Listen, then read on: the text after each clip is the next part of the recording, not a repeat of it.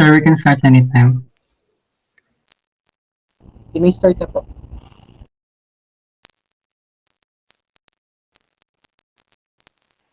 Aloha, everyone!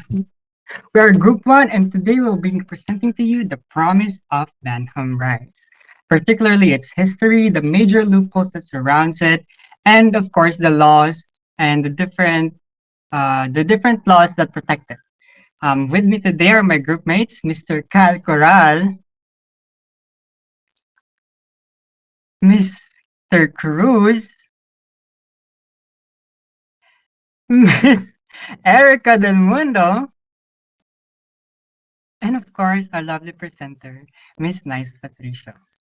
Now, let's go to Kyle for the history. Grabe yun. Salamat sa napaka-energetic na intro. So yun nga guys, ako yung magbibigay sa inyo ng history ng Benham Rice. So tinatawag din to bilang Luzon Plateau at tinawag din to ni Mr. Rodrigo Duterte bilang Philippine Ridge. So makikita natin to sa Aurora. Diyan lang sa may east ng Northern Luzon. Tapos kino-consider din siya bilang isang undersea feature at parte rin siya ng Philippines Continental Shelf. Oh, Joseph, asan ka ba ngayon? I'm currently 2,000 to 5,000 meters deep below sea level dito sa may Benham Rise. Ang lalim naman yan, pre. Oo, Sige, pre, lalim. diyan ka lang ha. Saktong-sakto yung topic natin sa lugar mo. Mamaya may tatanong ako sa'yo. So, yung Benham Rice, meron siyang 13 million hectare na mas malaki pa sa Luzon. Tapos, rich rin siya sa natural gas at saka sa iba pang heavy metals. O, Joseph, ano ba mga nakikita mo dyan? Grabe Kyle, ang ganda dito. Meron 200 fish species like surgeonfish, hawkfish, damselfish, tiger shark, and many more. Ang ganda talaga, grabe. Dami naman yan, pre. Siyempre, ganun talaga pag healthy yung ecosystem. Kasi meron tong massive coral reef growth na tinatawag na Benham Bank. Tapos, meron pa dito tayong makikita ng mga iba pang natural resources. Ano ba yung mga nandyan, Joseph?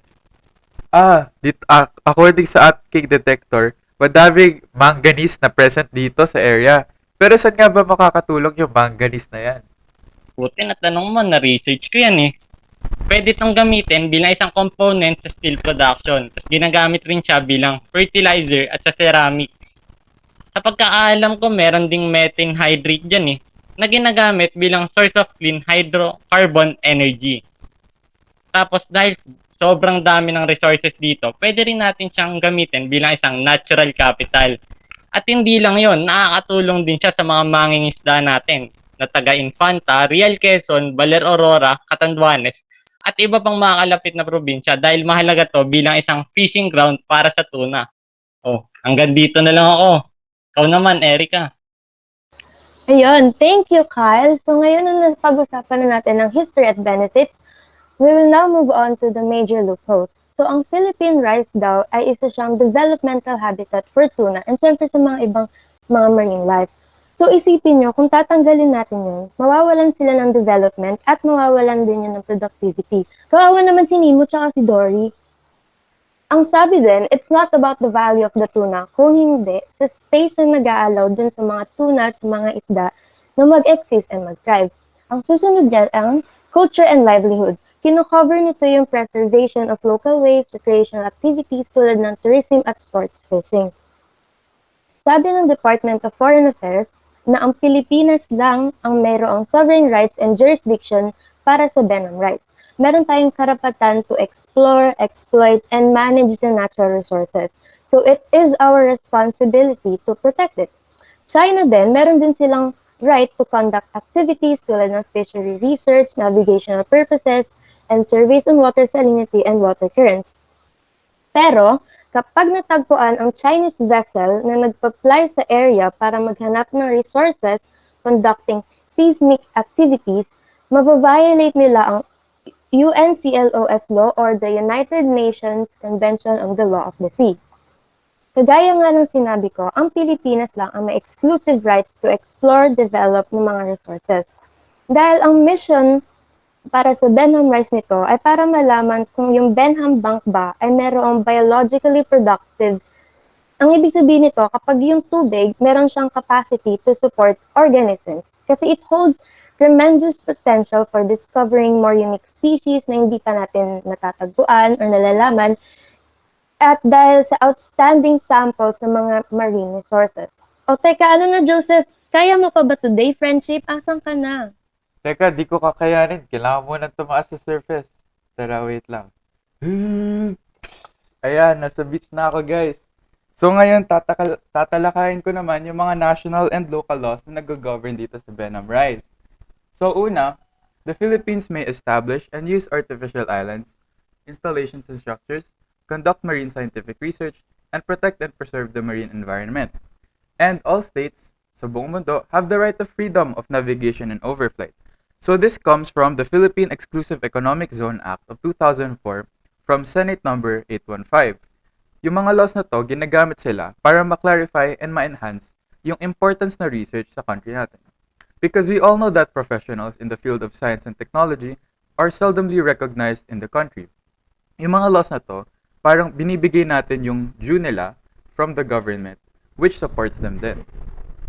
Also, declaring Benham Rise a large marine managed area and a no-take resource, forming a multi-stakeholder task force assessment by the Bureau of Fisheries and Aquatic Resources, and the banning of longline fishing. So ito naman, yung law na to is ginawa siya for the protection, maintenance, and preservation of Benham Rise. And yung protection ng ecology natin, pinaka-importante dapat sa atin yan. Kasi syempre, if hindi natin naalagaan ang ating inang kalikasan, hindi yun maganda. And this comes from, joke lang. So lastly, it is also designated as a protected food supply exclusive zone by the Philippine government, where yung mining and oil exploration is banned in the Benham Plateau as a protected area. Tulad nga ng sabi ng aking friend si Kyle, mayaman yung Benham Rise sa mga mine and oil deposits dito. And this comes from the Philippine Rice Exploration and Development Authority from House Bill number 2179.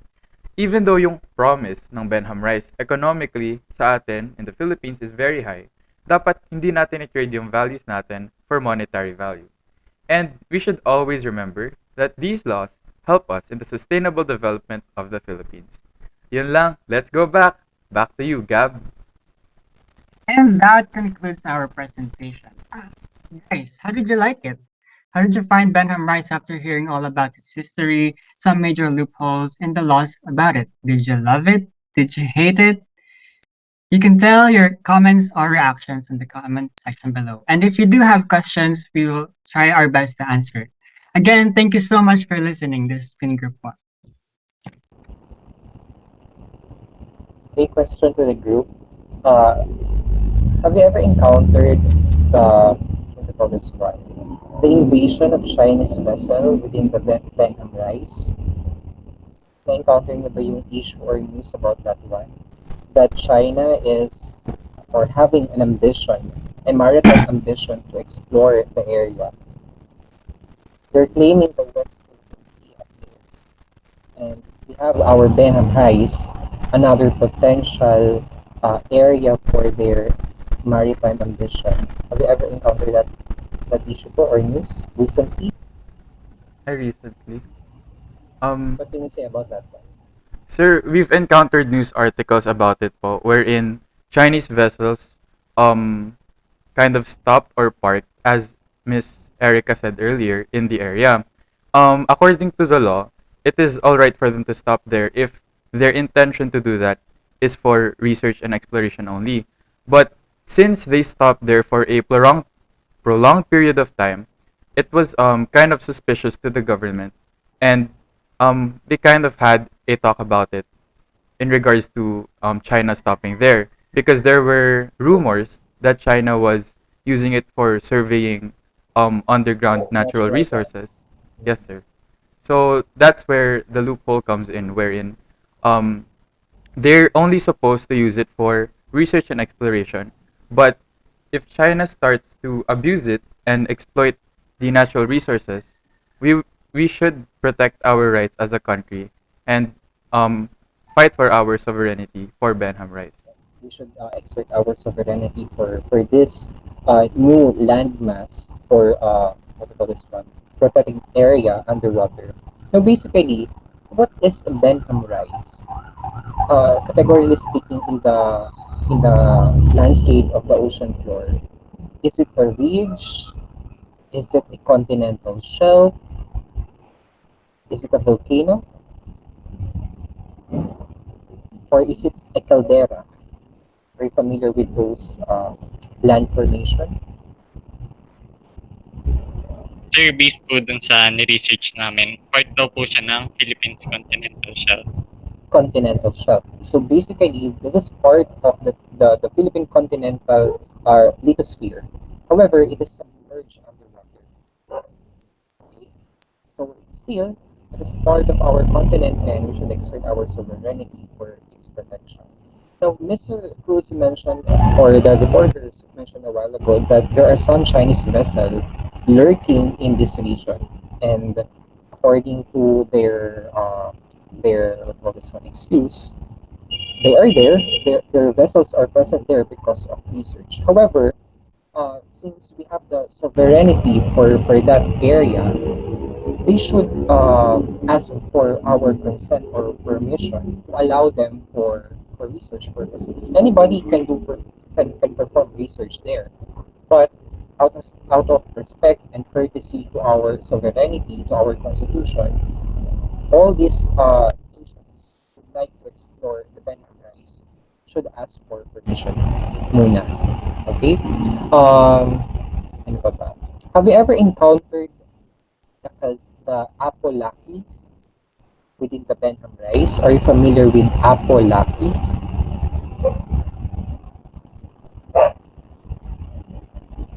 Lavala, anybody from the group? Have you heard the term apolaki?